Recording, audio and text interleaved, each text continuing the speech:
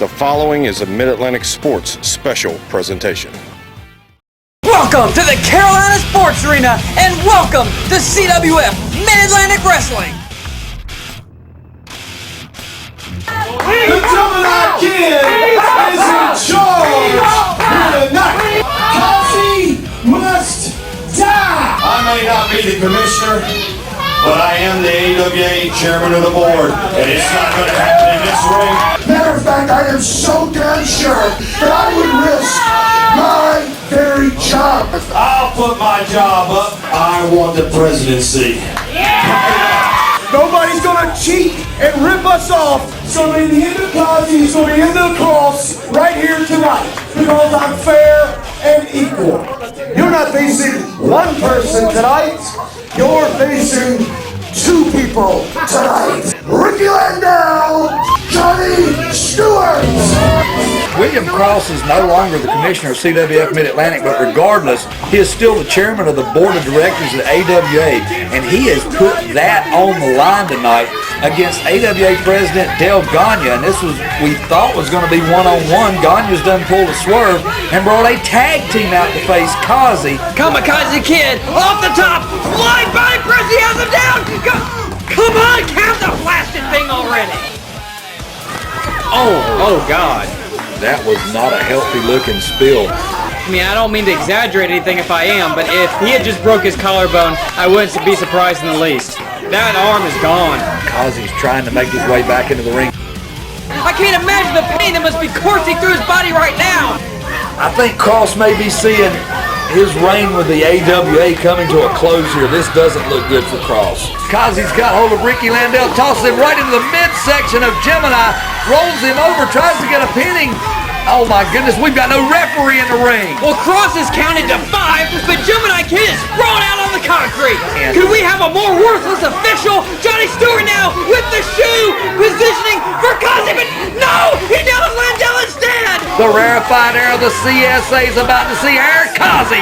Kazi splashes down on Stewart. Wait a minute, referee back. Yeah, another slow count, 2. No, Cross! Cross made him hit 3! There's the bell, it's over! The fans are on their feet as Commissioner William L. Cross is not a commissioner! Commissioner William L. Cross is now the president! On the night that was named Kazi Must Die, Kazi, he did die, but the presidency of Del Gagne did! Ty Dillinger, oh man of my word, you are still the commissioner here, but I'm the president. Meet the new boss, same as your old boss. Boy, it seems like it's been forever. Ladies and gentlemen, I'm glad to be back. It's been crazy.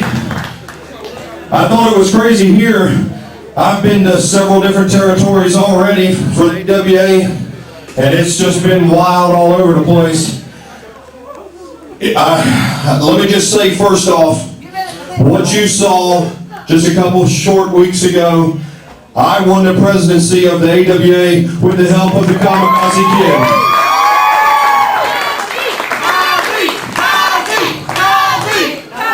Kid. It has been protested by Del Gagne.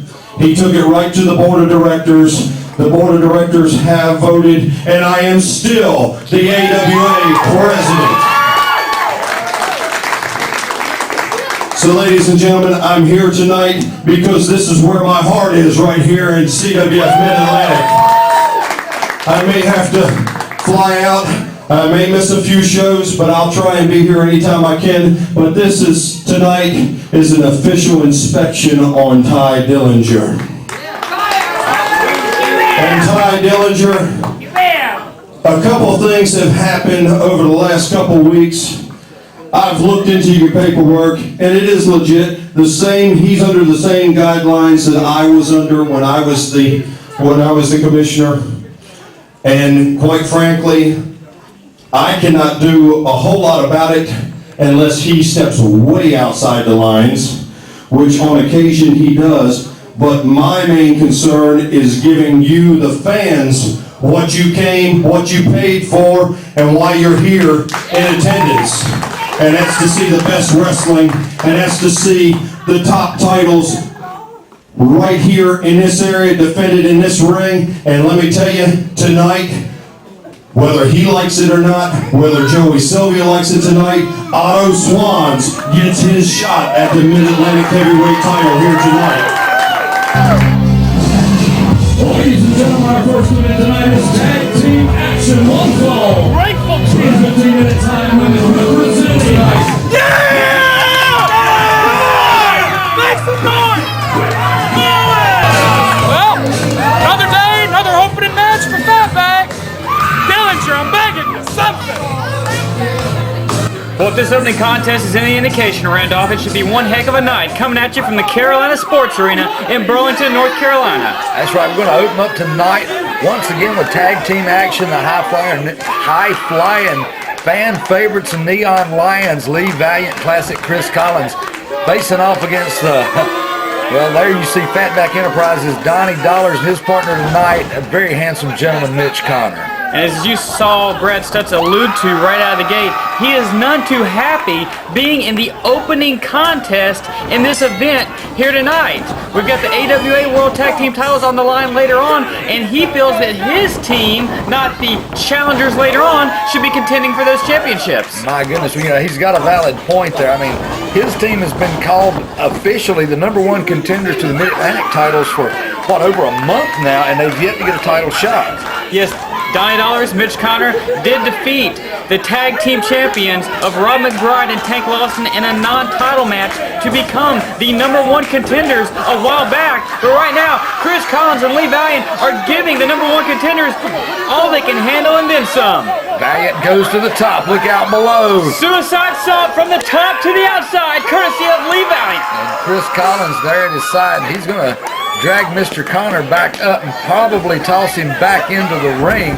Looks like the Neon Lions have control of this one. Have electrified the crowd early on here at the CSA as Brad Stutz and Donnie Dollars are trying to recompose themselves on the outside as Collins making another tag to Lee Valiant. Lee Valiant's going up to the second rope and he's going to drop off with a big hammer right across the arm of Connor. Now elbow, another elbow, forearm to the face, backs him into the rope, reversal by Connor.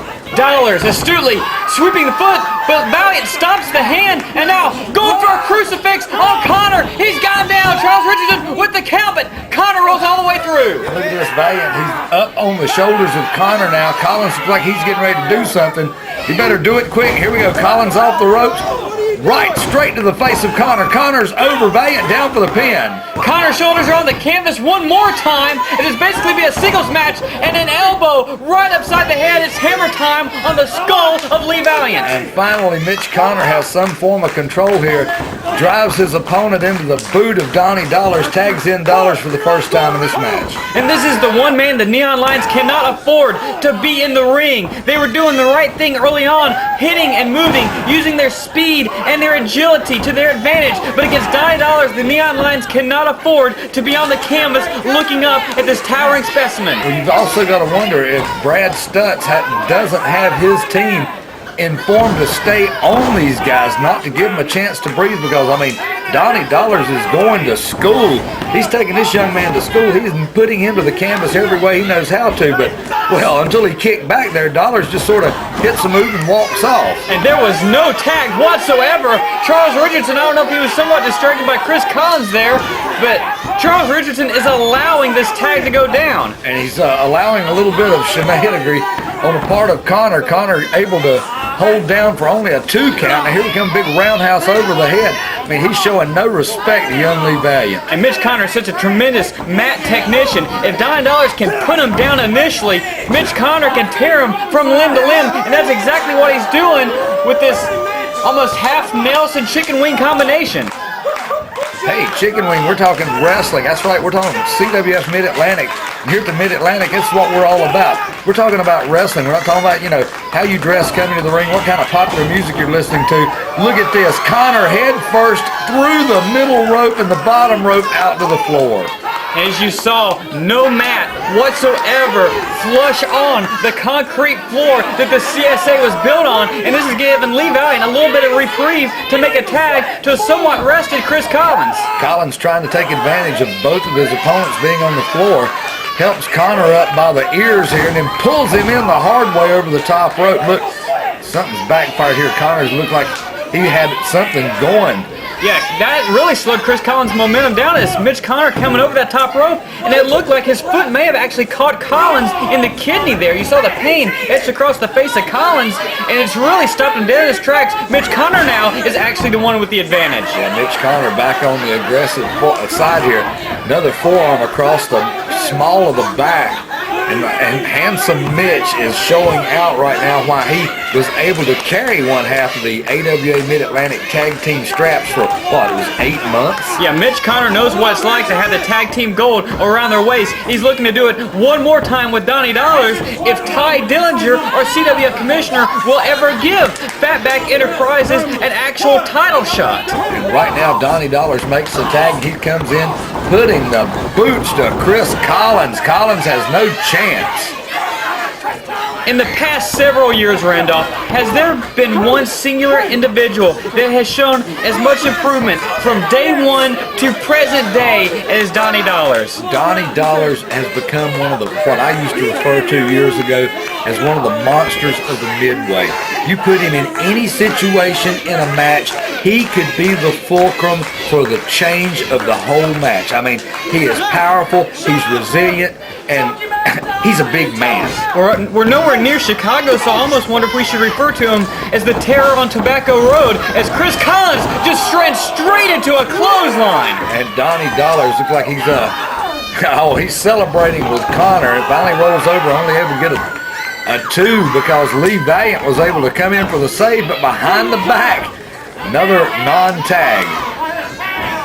Mitch Connor and Donnie Dollars have Collins where he wants him, but Collins, the classic one, firing back in the corner, not allowing this 2-on-1, but a simple poke right to the eye stops him. Another big fist across the back. Collins down to a knee. Connor's calling his moves. He's calling the suplex move. Now making the lateral press with the leg, and Lee Valiant making sure his partner's shoulders aren't counted out. Lee Valiant playing the part of the insurance man here, and right now they're tied up in the corner.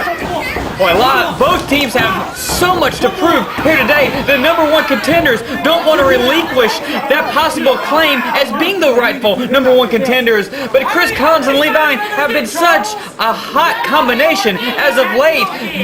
The future of both teams is really hanging in the balance with this contest. And right now, Connor, another knee up to the face of Collins, backs him in and just unloads to the face again and again.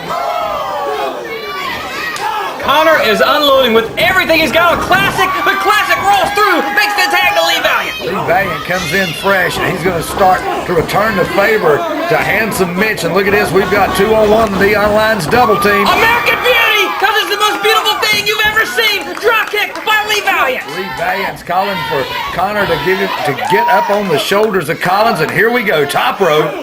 Straight to the back of the head of Mitch Connor, and slams him across the outstretched knee. Oh my goodness.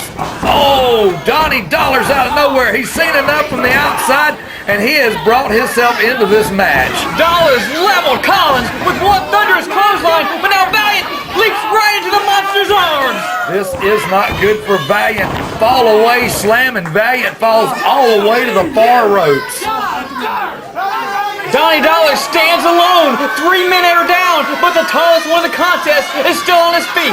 And right now, Donnie Dollars having a few words for referee Charles Richardson and even a few fans in the front row. Collins got a drop kick in there to the ribs, just enough to stagger the big man, but now Lee Valiant back in, clotheslines Dollars on the middle rope. And I tell you, I've never seen anything like that. He took himself over the top rope and out, but Valiant is back up, and I don't know if he's climbing back into the ring or climbing up, and you know he keeps looking to the corner, but he's going to drive a boot to the midsection of Dollars. Forearm, another forearm. Dollars had enough of that.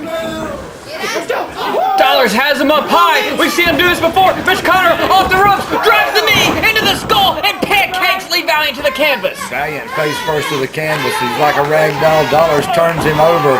Collins able to make the save. Lee Valiant should be very thankful this partner was there for the save, because that could have very well spelled the end for the Neon Lions. And now Mitch Connor with the full Nelson. We've seen him hit this before with the big boot square to the face. But no! Miscommunication,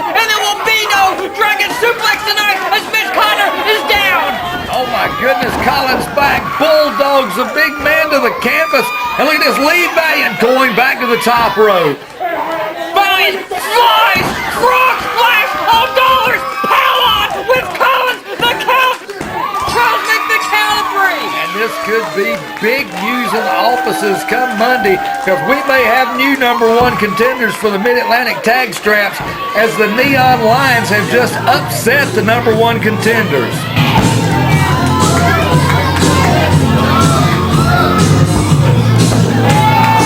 Ladies and gentlemen, the winner by pinfall, 9 minutes and 2 seconds, the Neon Lions, Chris Collins, Lee Valiant.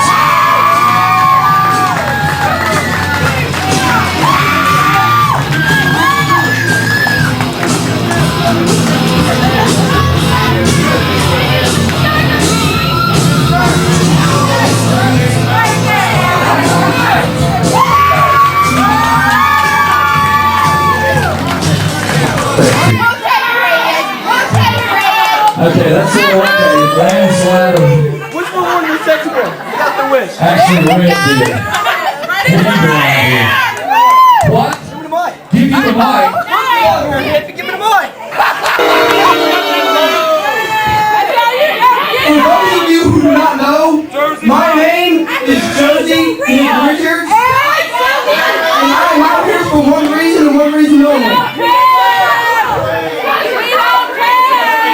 Shut your mouth! I'm talking! From day one, when I stepped into this building, I got zero respect from the people back there and you, but you don't count, you're not worth nothing. Tonight, that's going to change. I'm getting every one of yours respect, everyone in the back's respect. It's going to happen tonight.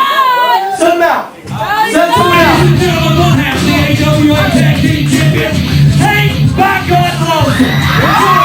You got your ass whipped out, boy.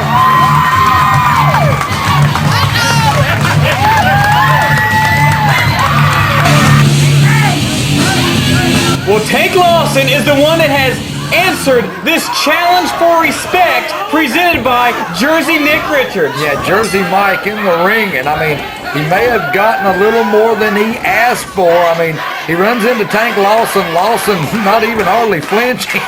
One half of the Mid-Atlantic Tag Team Champions is standing his ground.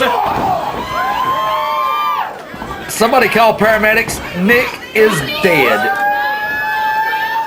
Powerbomb by Tank Lawson, and that's just not enough. Oh my goodness, gonna bring him up for a second when he's going even higher.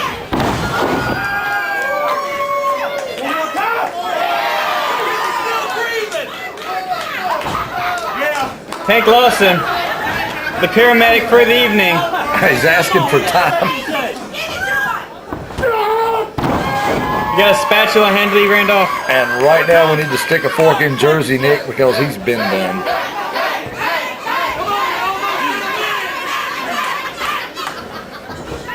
Oh, Jesus. Jersey Nick Richards is about to Die. meet his maker.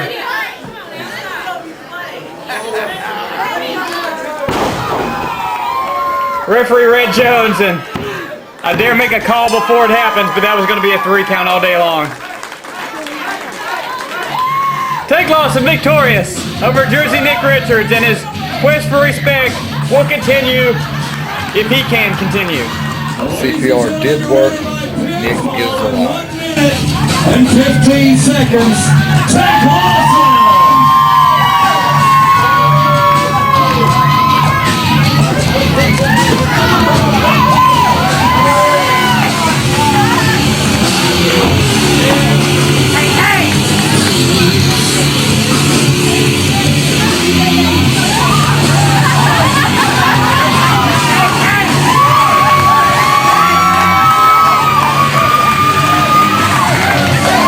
The 10-minute time limit. Please welcome one half the old school empire, Damien Wayne. Gentlemen, please welcome his opponent tonight. It's rock and roll Eddie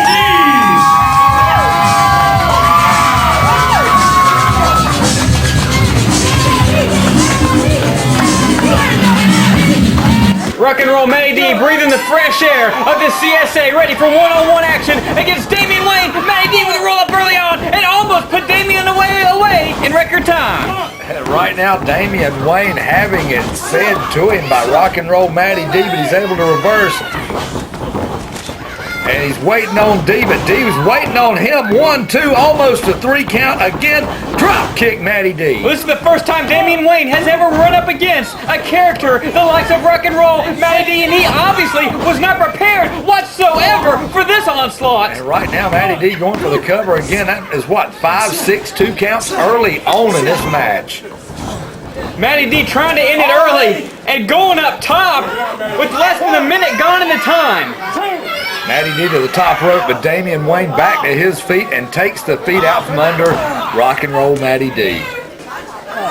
Damien Wayne still too much gas in the tank. Neck breaker drop off the top, and Matty D is still trapped in a tree of woe. Damien Wayne,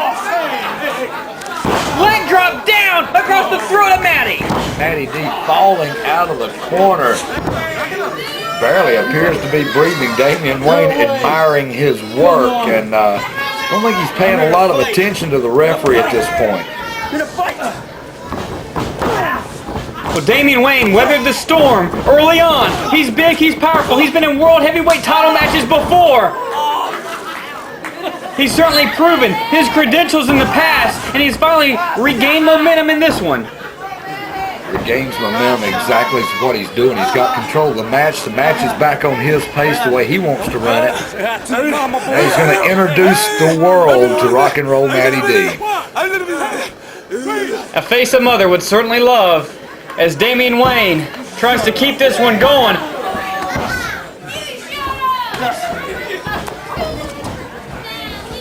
Handful of ties and tosses Matty to the concrete floor of the CSA. Yeah, referee Charles Richardson back in the face of Damien Wayne, but I think he had pretty much calculated that was going to happen. But look, Wayne's out to the floor. He's making his way back around to where he tossed his opponent out.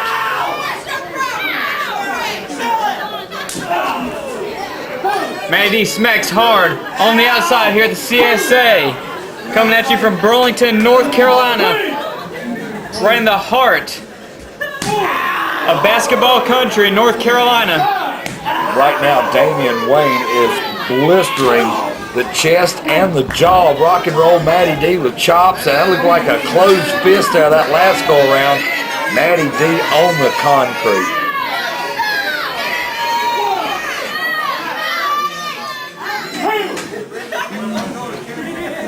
Matty D, to say the very least, has had a very difficult past, what, say 6 or 8 months? Ever since the war with Michael Yamaha, who's no longer with the company. Matty D never got his revenge match. Almost went into a fit of depression there for a little bit himself, leaving the company, but has since re-emerged in 2007 and showing signs of the old smile that Rock and Roll Matty D used to once embrace in his early days. You gotta wonder, Matty D, he had to come back. You know, we knew he'd come back at some point, but he's back, seems to be back to stay. And you've got to wonder if he's not back, hoping somewhere down the line just by simply being here. Oh, Absolutely picture perfect drop kick courtesy of Damien Wayne. And I will tell you one thing, he's a large man, but he must have one of the best vertical leaps I've ever seen from a man in professional wrestling with his size. That's right, but you know, Matty D, you got to wonder now how much he's got left in this one. I mean, there are very few individuals that rely on the crowd noise like Rock and Roll Matty D does. They absolutely can electrify him to new levels, and he's certainly going to need that against Damien Wayne with the front face lock up high. Goodness gracious, he's got Matty D up, letting all the blood rush down to the head. Finally drops him over. Matty D looks like he's about out of this one. Damien Wayne possibly taking too much time, maybe a little too full of himself, going up top, and could it be either the elbow or the leg drop? He flies, and no one is home for the flying elbow! Oh my goodness, he elbowed the AWA logo in the center of the ring. Rock and Roll Matty D trying to get fired back up here, yet to be able to get back to a vertical base, but he's fighting in that direction. Matty D a moment to catch his breath, and now coming right back at Damien Wayne. And here we go. He's putting the boots to the skull of Wayne. Now he's unloading. Little payback for what he had received earlier in the match. Referee's counting, but I believe right now he's going to pull him off the ropes. Damien Wayne reverses. Matty D ducks the clothesline. Springboard back elbow right underneath the chin. Oh my goodness. He's measuring him all the way over, down for the cover again. Yeah!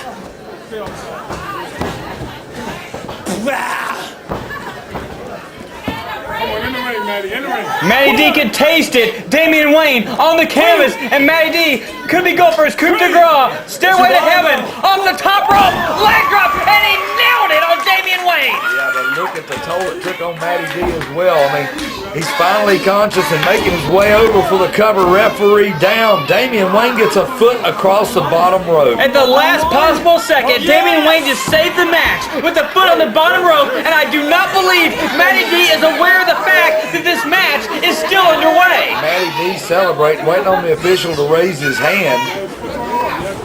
Damien Wayne back to his feet. Here we go. Matty D may have realized what's going on finally. He's put many individuals away with Stairway to Heaven. He cannot let Damien Wayne's survival of that maneuver deter him from the mission at hand as Damien Wayne misses a charge in the corner and spills to the outside. And look at this, Matty D up the ropes, up towards the corner turnbuckle, and he's going up himself. You gotta wonder what he's got in his mind with his opponent on the concrete. Damien Wayne pulled the foot of Matty D, who very precariously crosses the top rope. Matty D looking pretty helpless now. Beautiful leapfrog up. Gut wrench from the top. Damien Wayne lands on top and gets a 3 count. What an impressive pinfall for the old school Empire's Damien Wayne.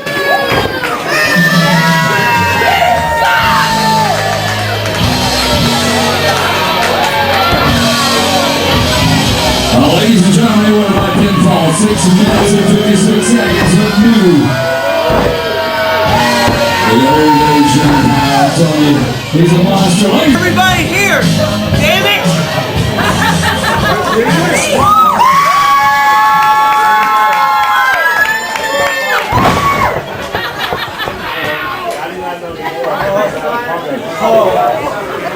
Help me out. Not even ref. I love you, Saint. Hey. Shut up. Wow. Oh! You can check Cross all you want, but I want Cross to know something. You might be the president, that's fine, Cross, but I'm still the boss. And the reason why Joey hasn't been here defending the belt in Burlington is simple. He has beaten everybody in Burlington. He has beat them all. And we leave. Oh, he beat Ric Converse and you know it.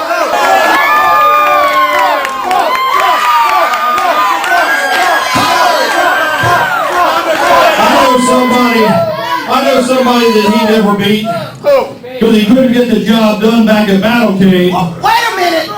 And I tell you what, Ric Converse, he holds one world title right now, and the way he has to go through to get that world title again, he's got to get that belt. Because you see, Cross, Ric Converse has been in tag matches. He hasn't been in singles matches. Heck, who has he beat lately to deserve a shot? So if Ric Converse can beat Steve Corino, he can get a shot at Joey Silvia. Never happened, bro. Wait a minute, he's already beat Steve Corino. He's beat Steve Corino several times. I know, but you Cross. You know as well as I know that Ric Converse, Corino said he would never wrestle here in Burlington again. And you know, since you are Mr. President now, that Steve Corino re-signed with the AWA, and guess what's in his contract? He doesn't have to wrestle in Burlington. So therefore, Joey, you're not wrestling Ric Converse. Well, listen up, you soft little piece of... Oh, hell, let's get down this show. You're right. He doesn't have to defend the title here. He doesn't have to wrestle here. He doesn't have to do anything here. But I tell you what, you know, a couple weeks ago, I was without a job. So I was looking for stuff to do. My phone started ringing. Good buddy of mine named Hermie Sadler. You ever heard of Hermie Sadler? He said, hey, boss, I need some help. I'm a big fan of the AWA. We just pulled away from TNA. We need something. We need something special. And I said, you know what? Converse, he's the top man in the Mid-Atlantic, with or without that title. I tell you what, you got Carino there on the show. Let's put Carino versus Converse right there in Greensboro. Ric Converse has to beat Steve Carino. Guess what? Oh, guess what? I'm going to be in Greensboro May 12th. And I promise you this, it'll be a cold day, and you know what? Before Carino loses to Ric Converse. And let me tell you one other thing. You'll be there, I'll be there. But I tell you what, I know the way you operate. I know you insist on getting into that match somehow. So I called another little friend of mine while I was on. Got him all squared away. Special enforcer referee, so you can't stick your nose in there. Because this man stands for truth, just, and American way. Because he's a former AWA champion.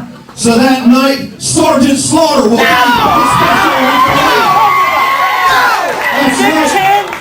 Sergeant Slaughter, it's going to happen May at the Boys and Girls Club. It's over. I didn't agree to that. I did not agree to that. Please welcome team number 1 at this time. Sheik, Cornelius, Lumpkin, and Persephone. I am sick and tired of GeeStar, and I'm sick and tired of Adonis. Women have no place getting in my business. All women should know their place. Persephone knows her place, and GeeStar is going to find out where her place is. Get them out of here.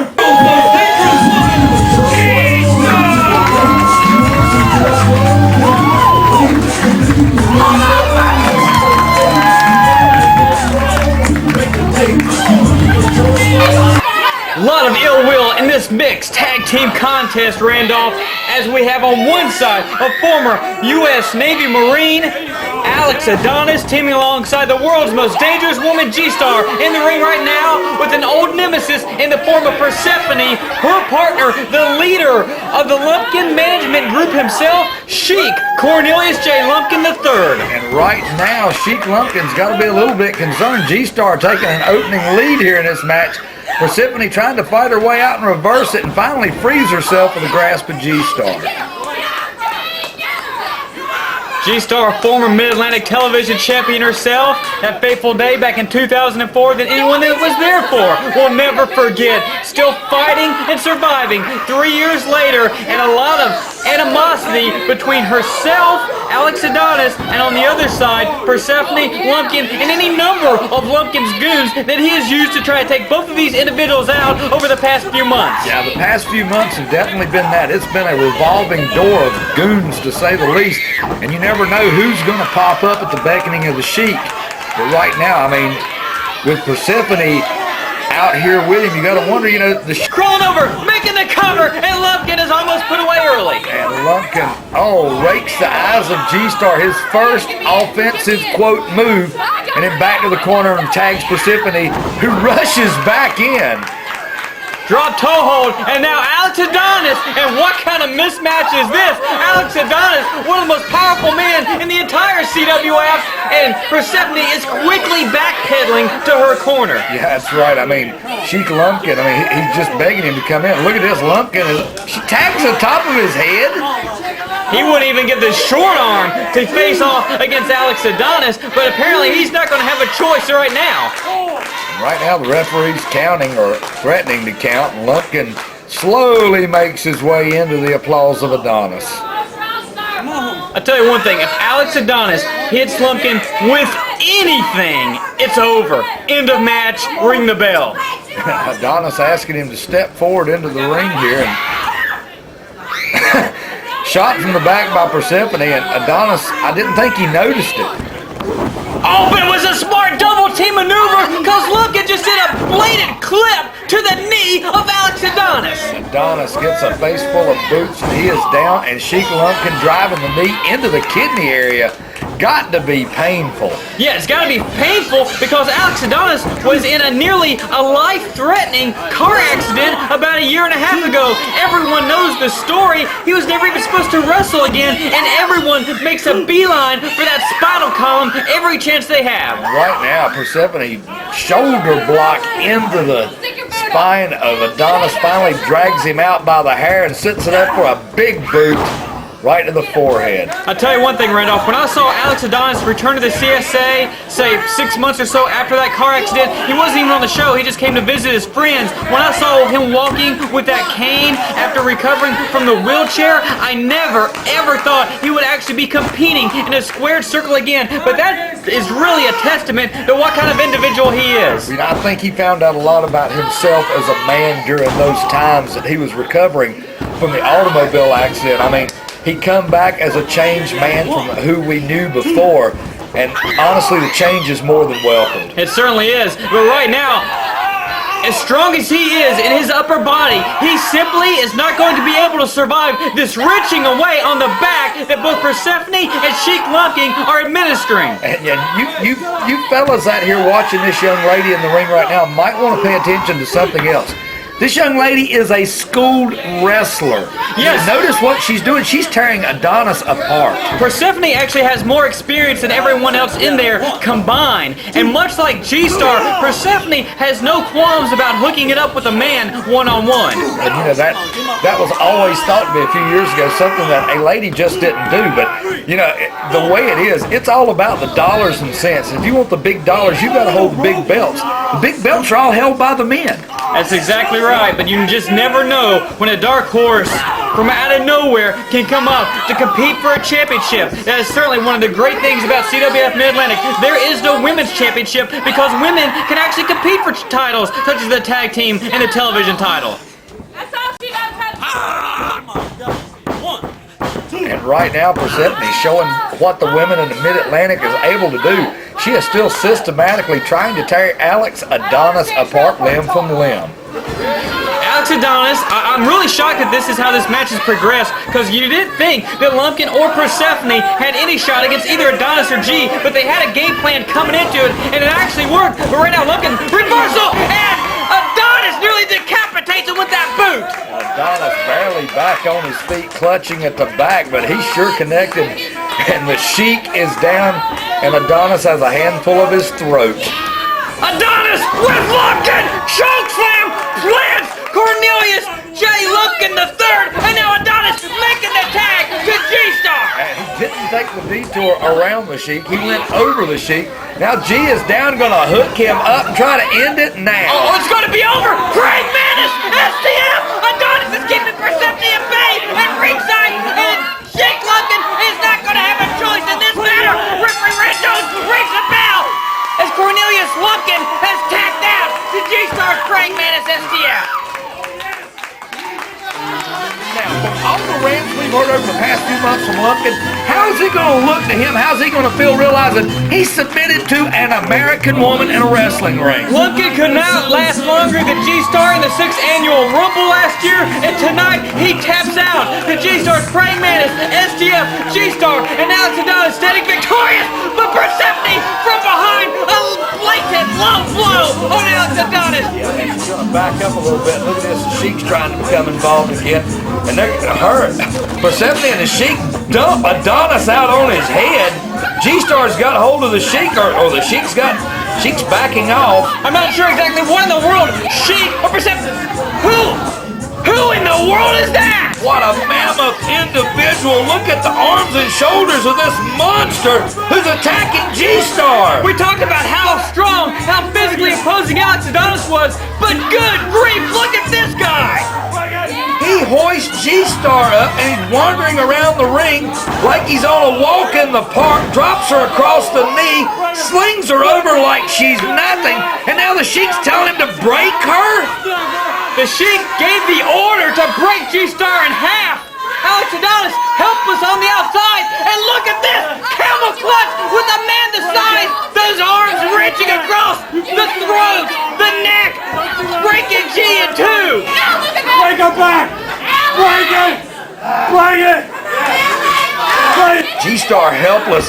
This monster's got her pulled back. You know, you got to wonder if she can breathe at all. Finally, under orders of the Sheik, he leaves the ring. Well, GeeStar made Lumpkin tap out, but whoever this individual is came in to even the score and may have done more than that as GeeStar crumpled heap on the canvas. You see the size of that monster. This man is huge. Sheik Cornelius J. Lumpkin III's army just got a whole lot stronger with the introduction of that individual. Come on, Sheik!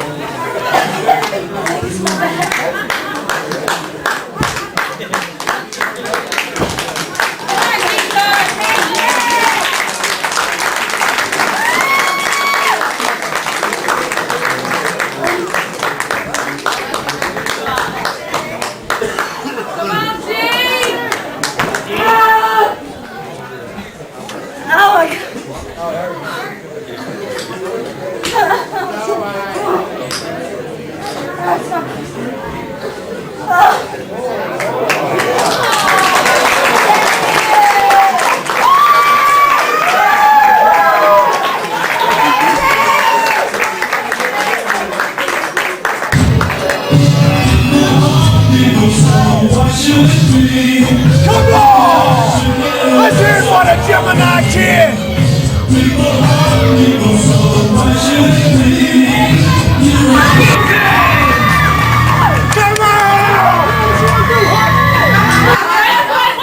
Should have some excellent tag team wrestling in store for us here, Randolph, as the former Mid-Atlantic television champion Brass Monkey and the current Rising Generation League champion Roy Rage Wilkins, who just called the Antichrist of professional wrestling, the Gemini Kid, coming in with an arm drag. And you got to wonder if, let's say, 6 months ago, a year ago, this match happened, at what kind of scientific match this would be.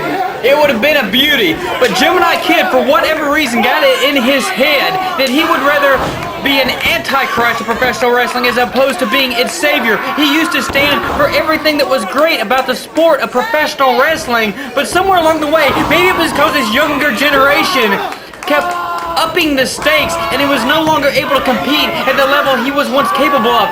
One of the best technicians I had ever seen in my life, but now Gemini Kid, alongside that demon child of his, El Fuego Jesse Ortega, have done everything in their power to rid CWF Mid-Atlantic of one Kamakazi Kid. He's trying to break my arm! He's trying to break my arm! Right here!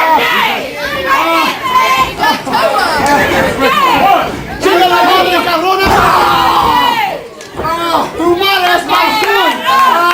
¡Familia, todo marihuana!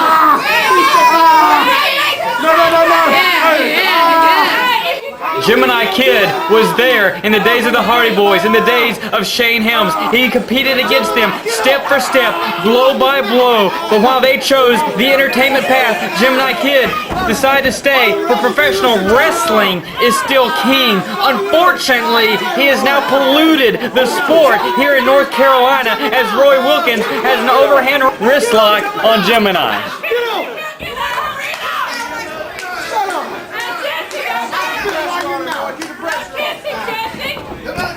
Gemini Kid finally backs Roy Wilkins into the corner.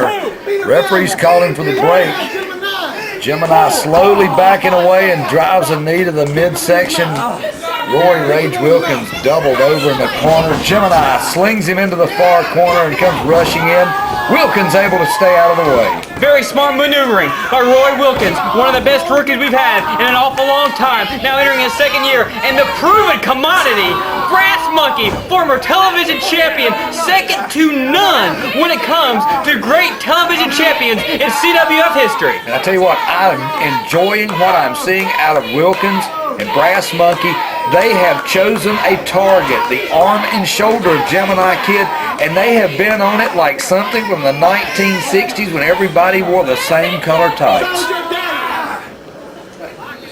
Brass Munkey can fight any style that you want to fight. Yes, he would prefer technically wrestling and defeating you on ability, but if you want to fight, you better believe Brass Munkey will bring the fight right to you. Brass Munkey has a temper that we've all seen exhibited it a few times when it was least expected, and right now he is backed into the corner. Jesse El Fuego Ortega, now the legal man, pounding away on the skull of Brass Munkey. Munkey trying to fight back. And boy, Jesse Ortega has one of the worst attitudes you will ever see in this industry, but right now Brass Munkey, big flying leg lariat, takes the teeth out of Ortega, lateral press, Charles, only a 2 count. You see that Ortega tried to roll away 2 different directions. Munkey on top of him.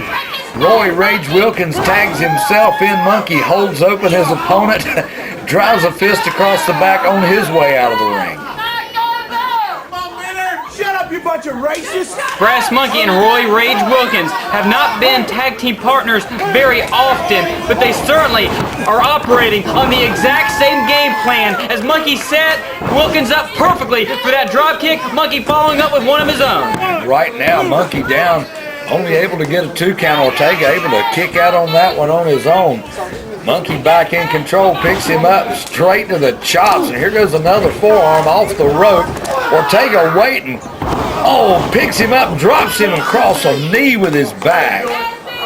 Ortega turning the tide back for his team. Will never forget the incident at Cage of Death where Jesse Ortega turned on the Kamakazi Kid, which in result ended up costing Aric Andrews not only his mask as the Ultra Dragon, but his entire CWF career. He has not been seen since. These 2 individuals, Gemini Kid and Jesse Ortega, have used individual after individual as pawns in their games and trying to rid CWF of the Kamakazi Kid. And what is it about Jesse Ortega and cages? I mean, he was the one that turned the tide, you know, a couple of months later at War Games as well.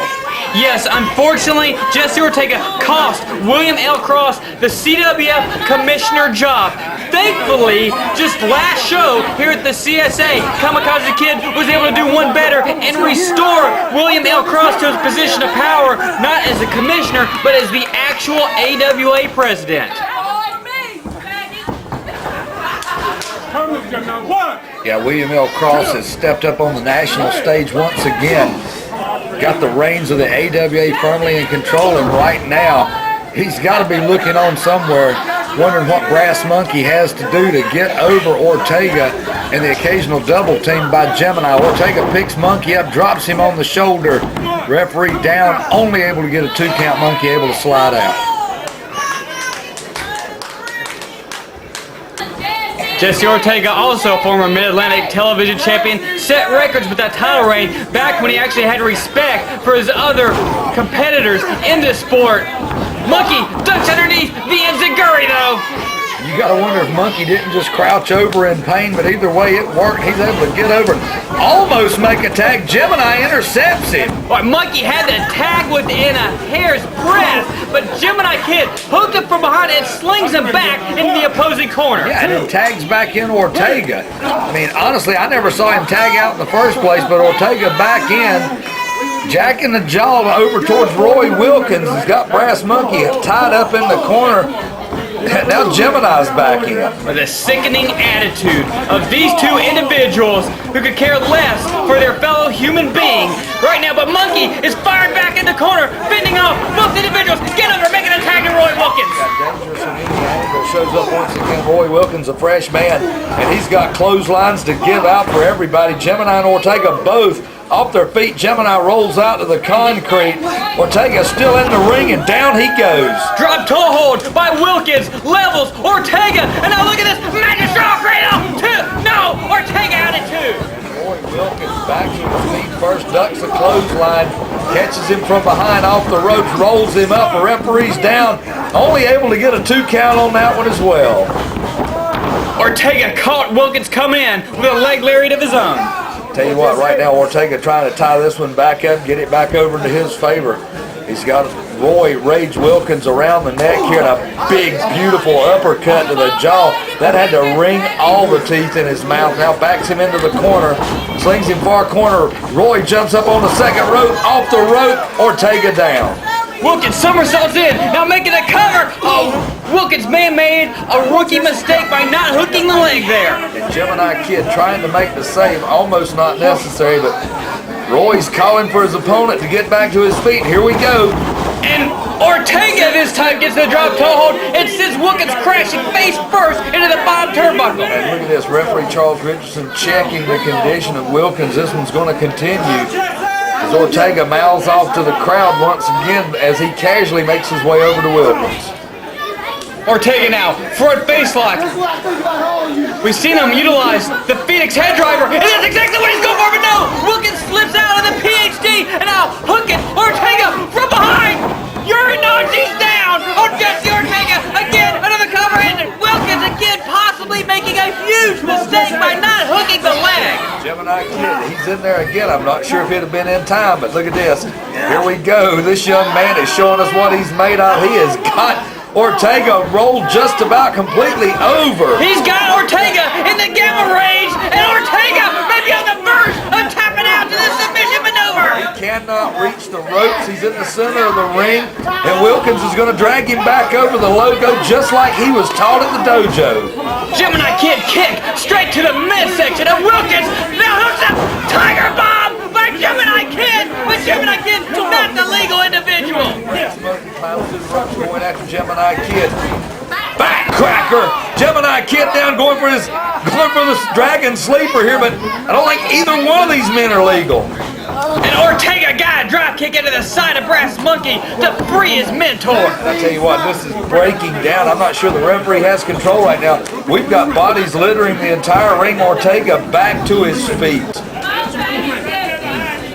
Gemini Kid now tossing Brass Munkey to the concrete floor. Wilkins charges. Rage Factor on Jesse Ortega. And again, Gemini Kid is saving his pupil. Right now, Roy Wilkins is finding himself in the ring 2-on-1 with his partner on the concrete as Ortega finally back to his feet. Munkey trying to come in and help his partner, and the referee's just blind to a blatant 2-on-1 behind him. They just stuck Wilkins head first. Ortega has him hooked. Charles not sure what's going on, and Gemini Kid is holding Munkey while Ortega gets the pin. Well, travesty of justice. Ortega and Gemini win by pinfall, but you got to question their tactics and the way they approach the whole match.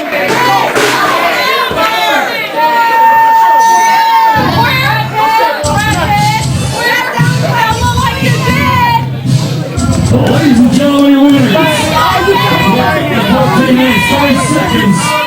Gemini Kid, Fuego, Jesse Ortega. That's me. I come from Wrestling Legacy. I'm the best. That's what we're talking about. April the 21st, we're going to have the second CWF Max. And I got a main event for you all. It's going to be a Texas Tornado match. How you doing, Mr. Dilger? I've been wanting to talk to you. I hear you one of them equal opportunity guys. That's 2 big words for a truck driver. Equal and opportunity. Nice to see you.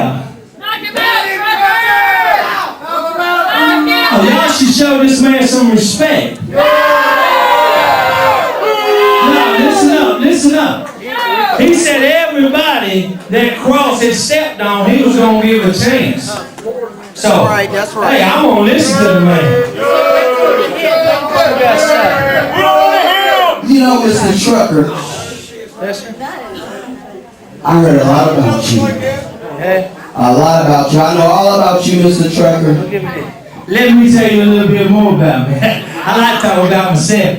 I got one question for you, Mr. I'm going to test your brain, see how smart you are. I heard you and Cross out here talking about who and what and where. Well, number one, I know one man Joey Silvia has never beaten. And I know one man that has beat Ric Converse more times than you count on both of your little hands. Yeah. So, what do you got to say about that? You know, Mr. Trucker, I know you are the legend of the CWF Mid-Atlantic. You've been Mid-Atlantic champion for a long time. CWF Tag Team Mid-Atlantic with the trauma a long time.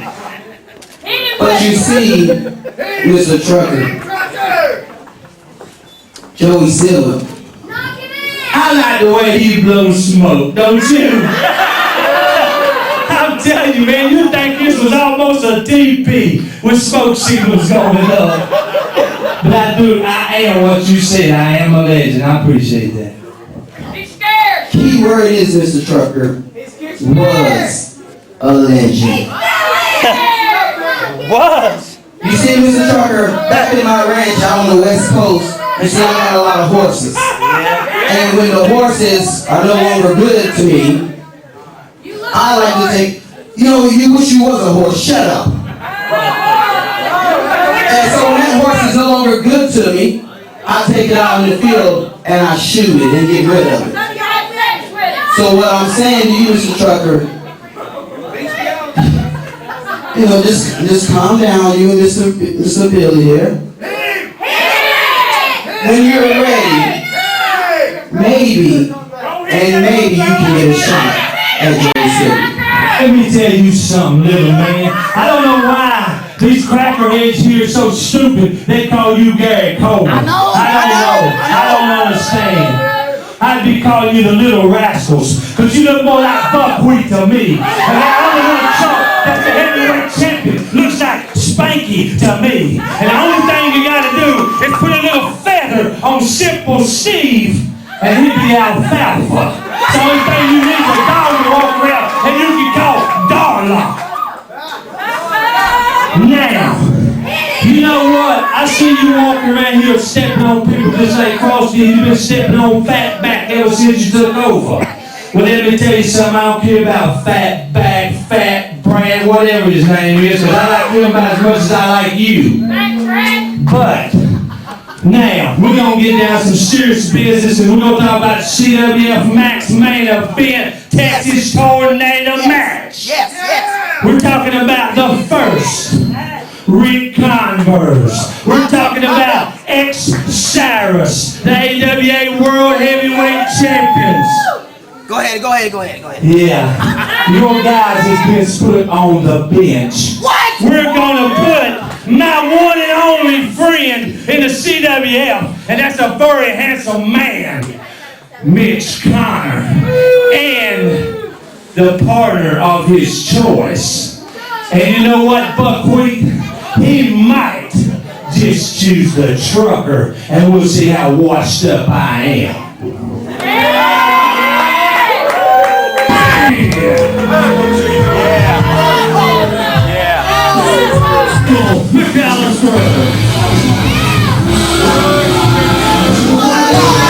Don't get out of control. He gonna win the belt. Oh no, he ain't.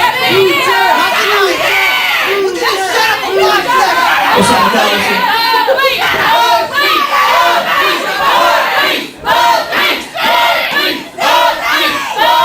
Yeah, I'm gonna check you that. Hey. You can challenge me for my belt, or you can take her home.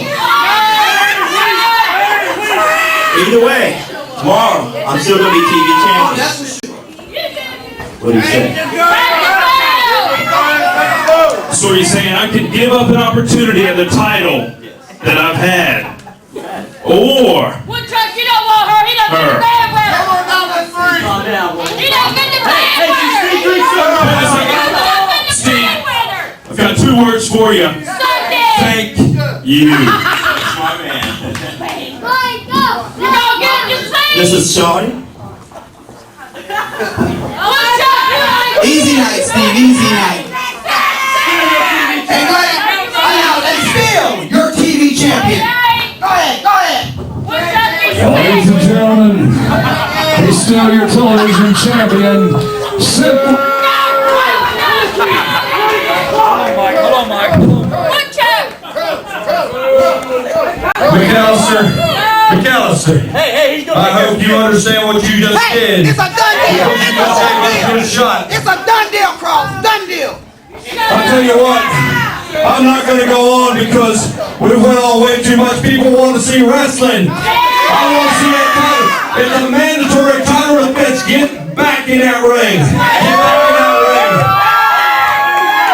Go ahead and play that video I had. What? I don't get a video. Yeah. This match has just been changed.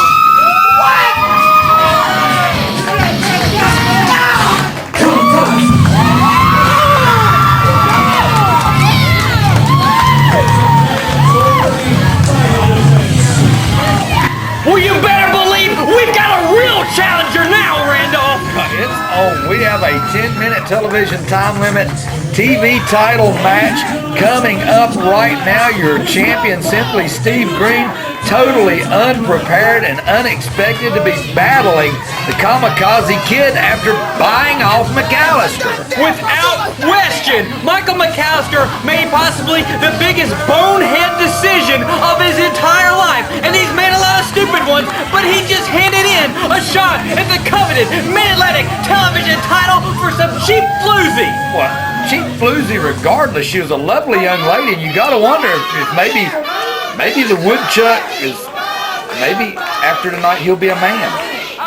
Regardless, Kamakazi Kid has an opportunity to live tonight as the new Mid-Atlantic television champion, Steve Greene, with no preparation. Kazi has him down in all 3, 2, 1. Oh my goodness, Greene only barely able to get out. Kazi still on the offensive, uppercuts, headbutt, shot straight into the chops. He picks Greene up, drives him across the knee into the canvas. Steve Greene was mentally halfway to the locker room already until now AWA President William L. Cross had said that's not the way it's going to go down. You're not going to get out of a title shot that easy. These fans paid to see a title shot, and that's exactly what they're going to get.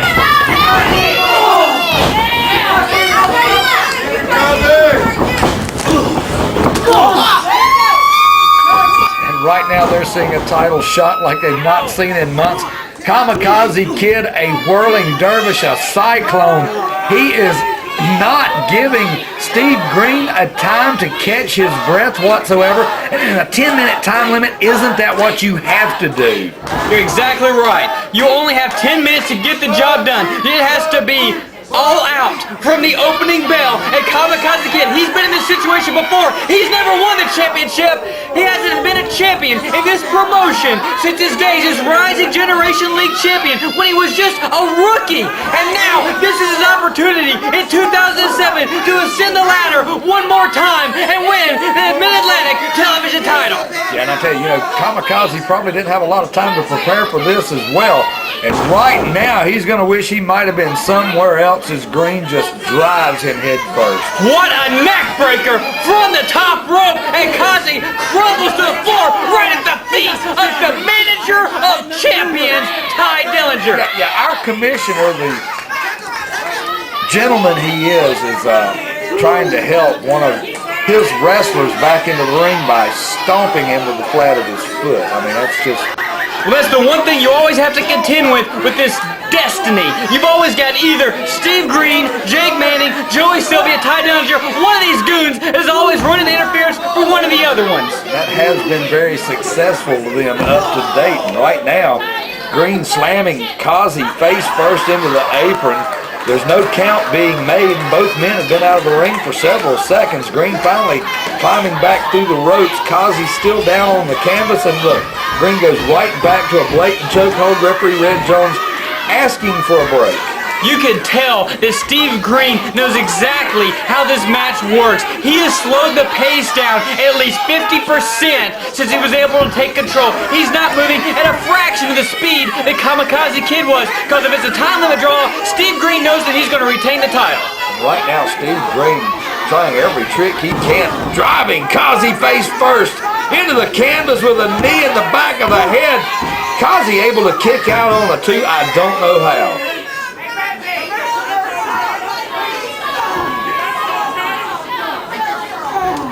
Steve Greene trying to pull Kazi up, but Kazi, he is such a fighter. He keeps coming and coming at you. There is no die in the Kamakazi Kid. Kazi slings it into the corner, drives in after him, nobody home. He's straddling the second rope, the turnbuckles, and Steve Greene slowly getting to his feet as he watches Kazi crumple to the canvas. Steve Greene shouldn't even be television champion in the first place. Him and Jake Manning dressed as Santa Claus flat out robbed Brass Monkey of the championship at Battle Cage 7.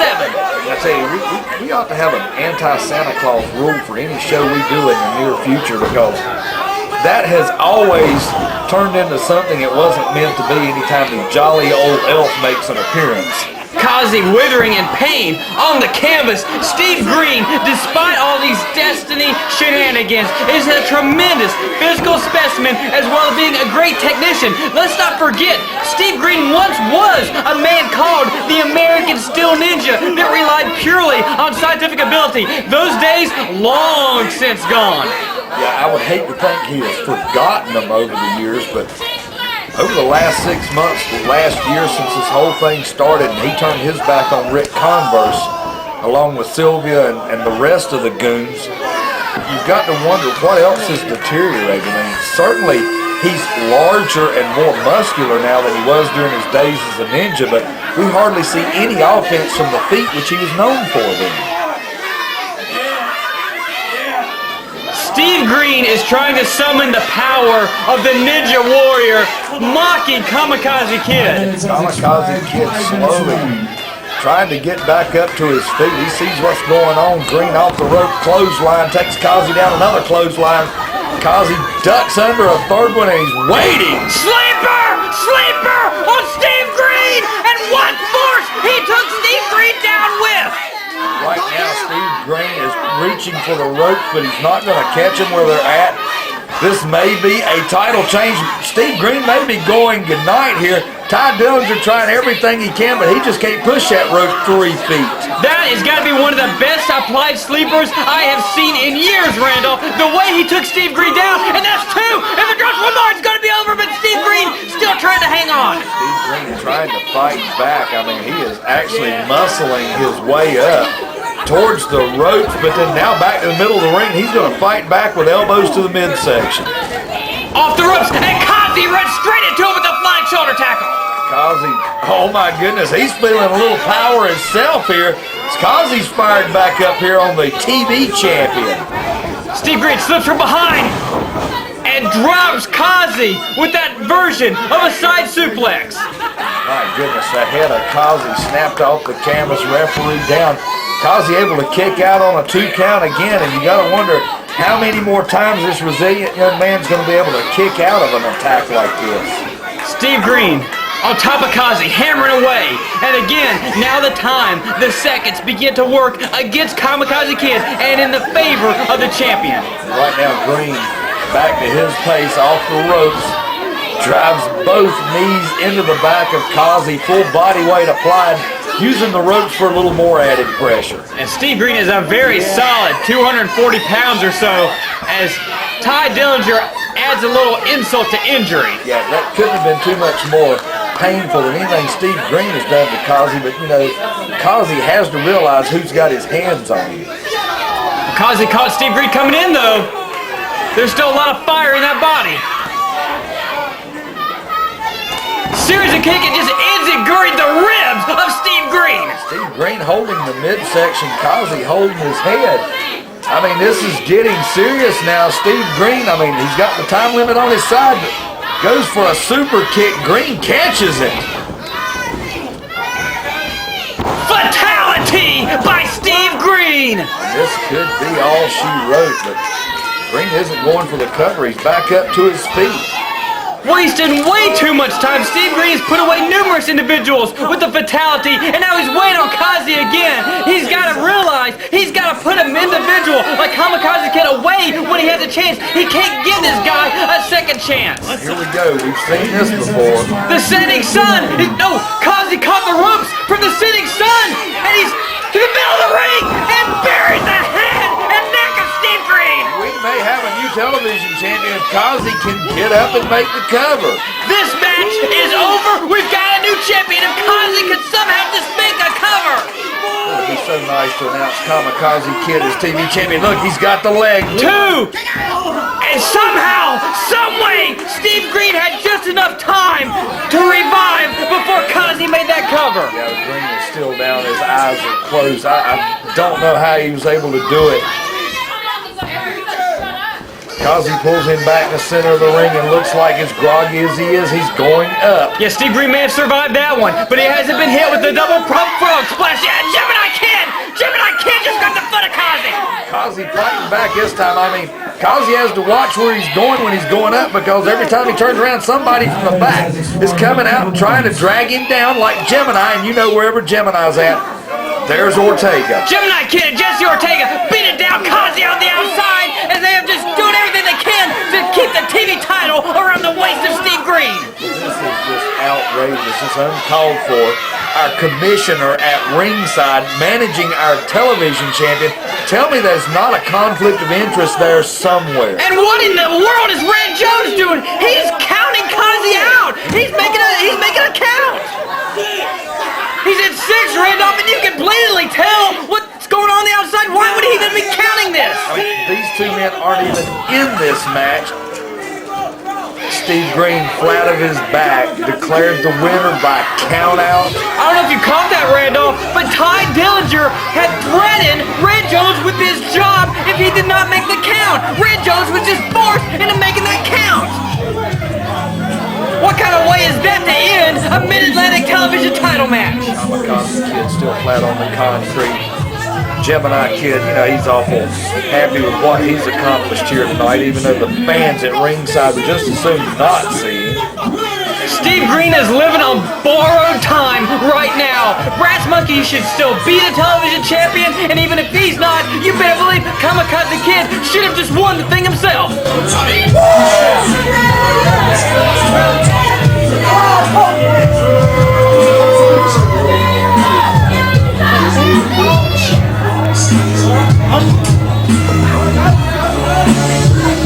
Right here.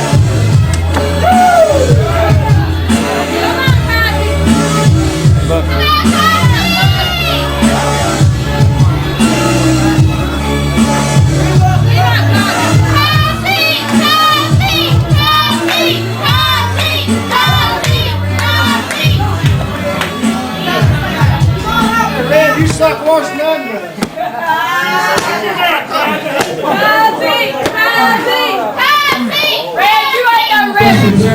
Please welcome Edsel and Gregory Vercetti.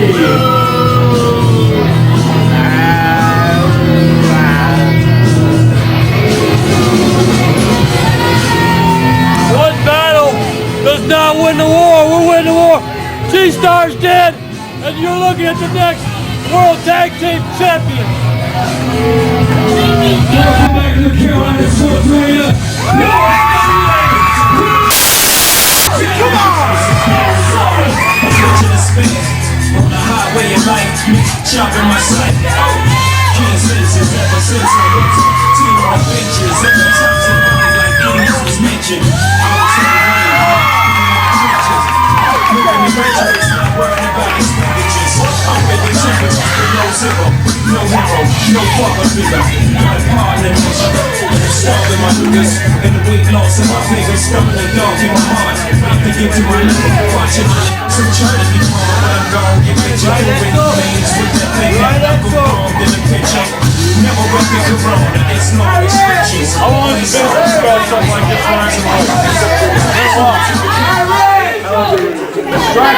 The AWA World Tag Team Champions are back in the building that they became famous in. Xsiris and the first Ric Converse tag team action against a very formidable duo themselves. In fact, a regional AWA Tag Team Championship combination as well. Gregory Vercetti and Dangerous E, Corey Edsel. Yeah, and right now you've got to wonder over and over, and I don't mean to sound like I'm patting ourselves on the back, but isn't it great how so many of the world titles center around the Mid-Atlantic area these days? I cannot agree more. In the past year, a Mid-Atlantic wrestler has won every single AWA World Championship.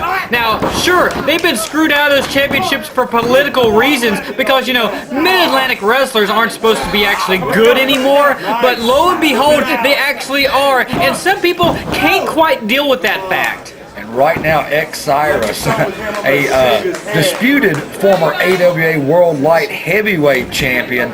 Case in point. Well, the whole disputed thing, I mean, that's just like, do you put the star beside Pete Rose's name in the record book because he supposedly gambled?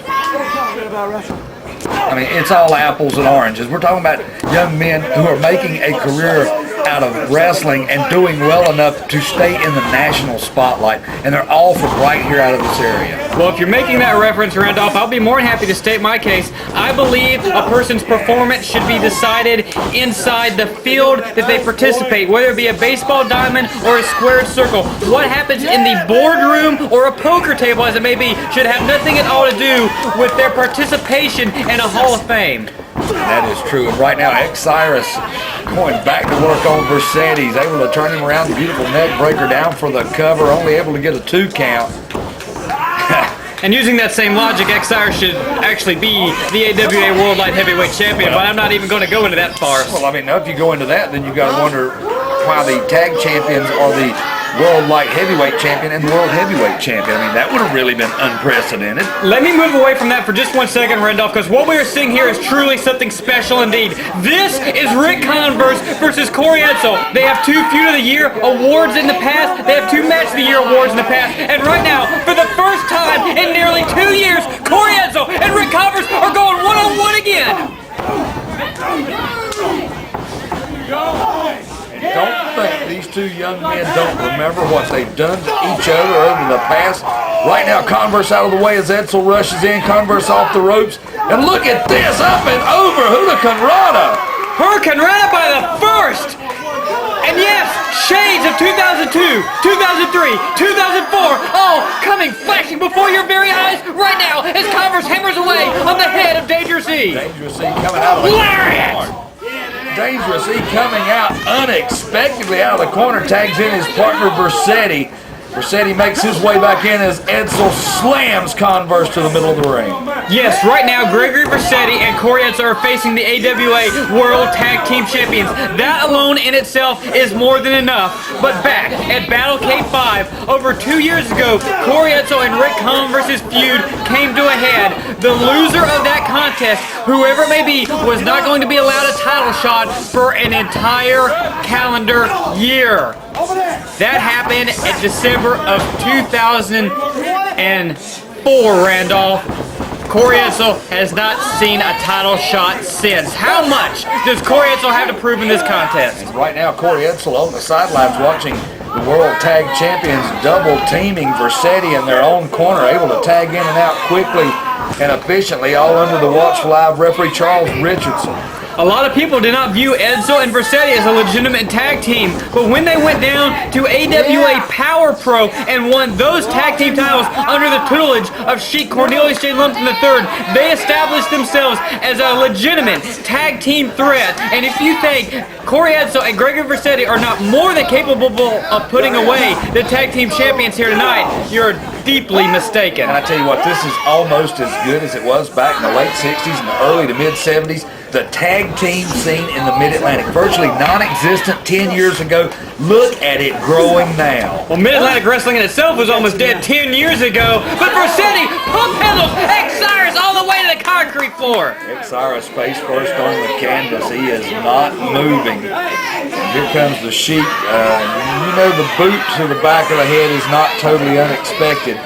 Referee Charles Richardson, of course, clueless that anything was going on outside the ring, finally turns around and makes a count as X is trying to make his way back in. Vercetti charges, but X jumps, leg drop across the back of the head of Vercetti. Vercetti was snapped over the second rope. X is back up over the top. Corkscrews over on top for a cover. Dangerous E pulls his partner out of the ring. Edsel saving Vercetti, but neither one is paying attention to Xsiris, who flies on the top and is caught. Dangerous E has basically caught Xsiris. Doesn't see Converse rushing in with a drop kick, and we've got the Sheik's men everywhere. Ric Converse, on top of things, took care of his partner, and now unloading on Vercetti, helping Xsiris back in the ring. And that's where it's got to be. I mean, that's where they want to win the matches, inside the ring. They're not going to win it on the outside. And right now, you know, they're on a roll, and we want to see it continue. The Sheik's doing everything in his power to make sure that doesn't happen as Vercetti makes his way back into the ring.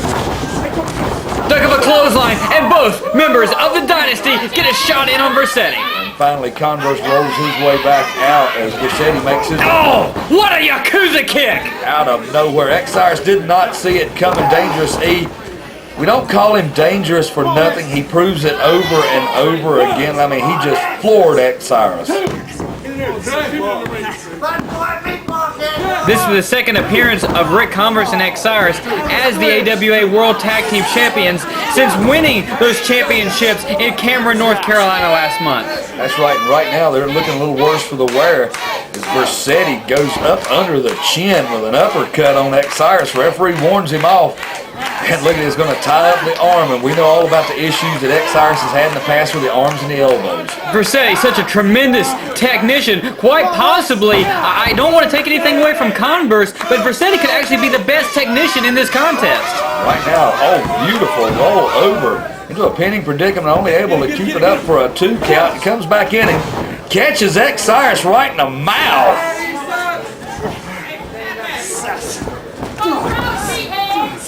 Vercetti pulling Xsiris back to his corner like a tag team veteran would. And now Corey Edsel and Xsiris, you know, they've met before too. It's been a long time since those contests as well. Edsel and Xsiris met for both the Mid-Atlantic television title as well as an unforgettable contest in the inaugural Johnny Weaver Cup tournament a couple years ago. Yeah, that's right. You all remember it was Edsel that took that trophy home for the very first time. And right now, I mean, he's showing he's still got what it was made out of. He's standing in the corner, just withstanding everything Xsiris can dish out, and he's still looming over the man, brings him out of the corner, drop kick to the back of the head.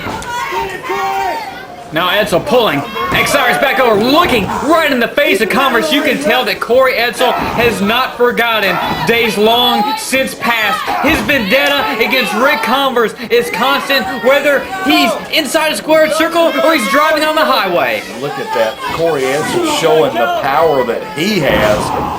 Just lifting Xsiris like he was nothing. Now he's going to drop in on him. What a use of body weight, a big elbow. It's so strange to look back and think, what if Corey Edsel had won that one match at Battle K5? Would he have gone on to defeat Steve Corino for the AWA World title? Both men's futures changed so much after Battle K5. Even over 2 years later, you can still feel the reverberations today as Gregory Vercetti gets a big clothesline in on Xsiris. Xsiris flat on his back in the middle of the canvas. Vercetti celebrating in the corner before he makes his way back over to his opponent. Going to help him up by a little hold of the head. Look at this, roll up. Small package by Xsiris and almost held up his shoulders down. And that was out of nowhere. Vercetti back into the corner, but it was the wrong corner. Ric Converse waiting on him. He's pinball back and forth between the World Tag Champions. Ric Converse has the tag and back in against the Italian superstar Gregory Vercetti. Vercetti back into the corner. Converse slings him out, follows him in. Huge lariat of his own. Now he's going to pick him up and drive him into the canvas. The first Ric Converse. He's done it all. Multiple-time Mid-Atlantic heavyweight champion, cruiserweight champion, former AWA world champion, now the AWA World Tag Team champion. And right now he's got to be seeing stars. Beautiful jawbreaker applied by Vercetti. He's able to roll over, make the tag, and look at this. Converse looks up. He's back in the ring with that monster Corey Edsel. How long has it been since Corey Edsel has spotted Spinebuster, Ric Converse, and now Edsel looking to inflict some more punishment. Boston Crab on the champ. Converse is rolled up. He can go nowhere. Corey Edsel in control of this bout. Ric Converse cannot afford to be in this position very long at all. 350 plus pounds of Corey Edsel alongside your back does not bode well for a tag team champion. Edsel jumps up, makes the tag to Vercetti, but I mean, he's not left the ring yet. Vercetti goes, ties up with Xsiris in the far corner. Corey Edsel still manhandling Converse now. It's 2-on-1 in the corner. Converse comes out, rolls into the corner. Xsiris drop kick off the top rope. What a springboard drop kick! Levels Vercetti there, Edsel. Converse, Dr. Lariat, flying body press with the leg hook, the comeback shoulders, and a quick 3 count out of nowhere puts the shoulders of Edsel down, and Corey Edsel cannot believe it that his shoulders were just pinned by Ric Converse. What a match it was. Your AWA World Tag Team Champions victorious by pinfall over the impressive duo of Gregory, Vercetti, and Dangerous E, Corey Edsel. You can call it a convincing win, you can call it a fluke pin, but regardless, Converse, Xsiris, victorious, and their reign as AWA World Tag Team Champions will go on. The first is Converse and Xsiris.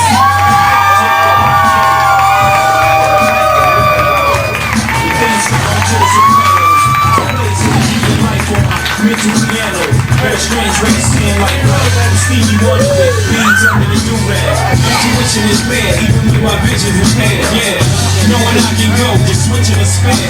On the highway of life, Mitch jump in my sight. Oh, kid senses ever since I was a teen on the benches. Every time somebody like please welcome your champion, the Infamous Icon, Silvia.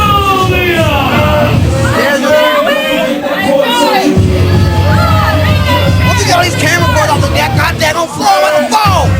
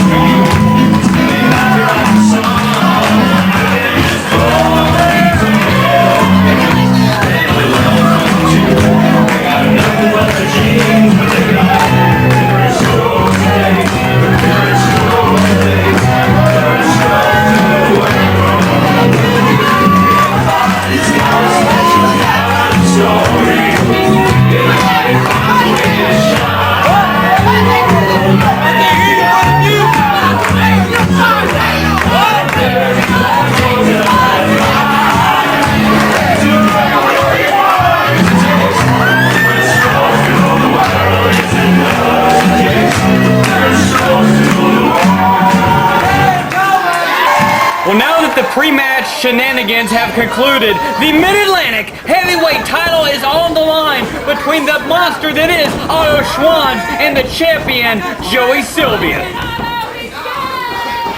The Infamous Icon has got his hands full with a former Mid-Atlantic champion who knows what it's all about. And ladies and gentlemen, we're proud to bring you Mat Wrestling. Otto Schwanz is not only a tremendous amateur wrestler, he actually trains amateur wrestlers. And right now he's showing off a little of what he knows, keeping the champion on his back. And Joey Silvia quickly heads to the ropes and needs a reprieve early on in this one. And Silvia looks like he's having a minute to catch his breath here. Looks like he's going to climb on out and take a lap or two around the building. And he just went into the facilities, and Silvia's out of there like he saw a ghost. Daughter's in there. Your effing daughter. I saw her naked. Oh my God. Well, maybe this Mid-Atlantic heavyweight title match is about to resume, as this is the opportunity of a lifetime for Otto Schwanz. It's been nearly a year now since he wrestled Ric Converse for the AWA World Heavyweight title in this very spot. Otto Schwanz has made no bones about it. He wants title shots. yeah, if I had $1 for every instant message I've had in the past 6 months from Otto Schwanz that say simply, I want a title shot, I'd go make a payment on a new truck. And right now he has the champion well in hand as Ty Dillinger can do absolutely nothing but throw up his arms and look on as what is in jeopardy here for Joey Silvia. Silvia being hoisted up on the top rope. Referee Red Jones is counting, and I don't know if Otto even understands math, but Silvia's able to leapfrog over the top. What a backdrop into the lights!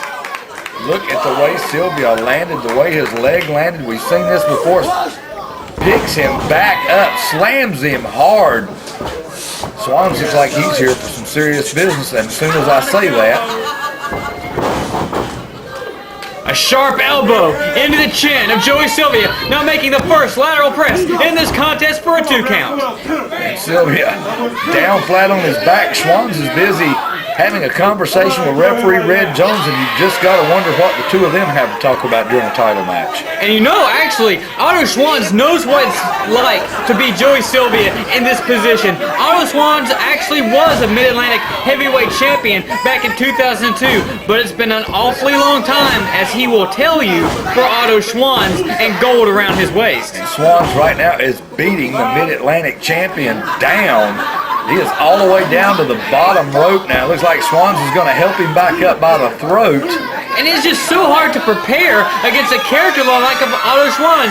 He is as unorthodox as an individual as I have ever seen step foot inside a squared circle. And I tell you, people come to the Carolina Sports Arena for any CWF Mid-Atlantic event, and they see Otto Schwanz.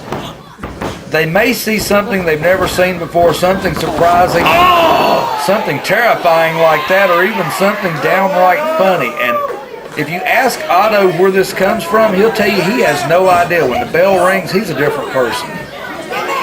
Right now, Silvia has rolled all the way to the outside, trying to get some kind of breather, as Otto Schwanz has been in control, quite honestly, pretty much the entire way. Schwanz has the champion by the nape of the neck, by the hair, and he's going to drive him back first into the ring apron. Red Jones is counting, but I'm not sure either the champion or the challenger are paying any attention to the official. Silvia, quite honestly, has not seemed like himself today.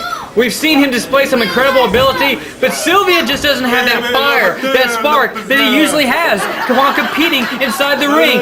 How much has Otto Schwanz thrown the champion off of his game plan? I don't know, but right now Silvia is on his hands and knees, holding his hand up, offering a hand in peace. I don't think Schwanz is going to buy it because, I mean, he likes to wrestle. You ever read Pinocchio?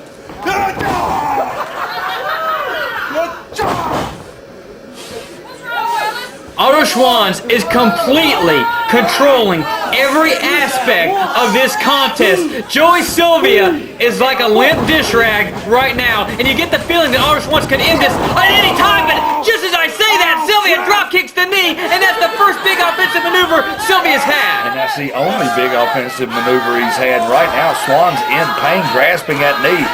Silvia looks like he's regained his composure here, and he's going right to work on that knee again.